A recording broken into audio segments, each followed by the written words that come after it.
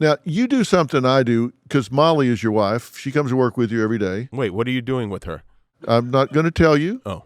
But my wife comes to work with me every day. Oh, okay. Gotcha. That's the connection. There you go. Does that work for you? Is Yeah. it easy, hard? It's great. I love it. The best thing about it is we have the same vacation.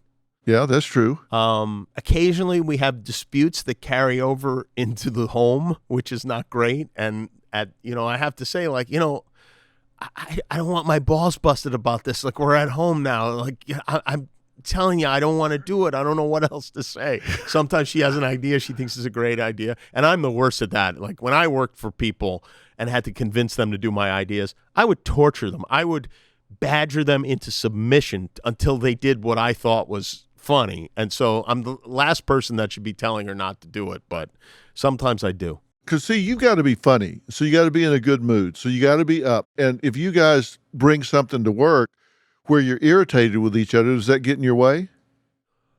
It's a weird thing. I've had times in my life where I was going through personal turmoil, family members dying, very sad things. I'm, for whatever reason, when I walk out on the stage, I am able to turn that off and just focus on the show. And like, even to the point where I have never once had to use the restroom during the show. Never. Yeah. Never had, because your brain just goes to a different place. Somehow or another. I never hiccup.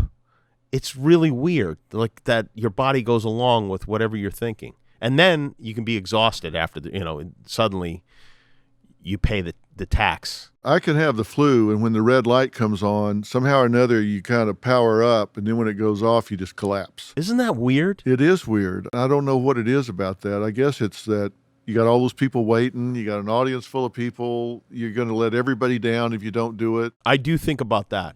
And I've had nights where I didn't like the audience, and I kind of sneer at them. And then I think, you know what? There could be one person in that audience that like watches the show every night and loves it. And I don't want to be a dick. Yeah, and there may be somebody that flew in from Maine just to see the show. Yeah. And that's the night that you got a chip on your shoulder, and so they go, God. It's important to remember that. And I've had times in my life where I've forgotten that, and then I have to like think about it and remind myself. And usually it's because I'll see somebody write something like, I was, at the show and he was not in a good mood. I don't know why he wasn't, and then I go like, oh yeah, right. You've got it. This, you have to entertain the audience while you're through the whole thing, not just the show.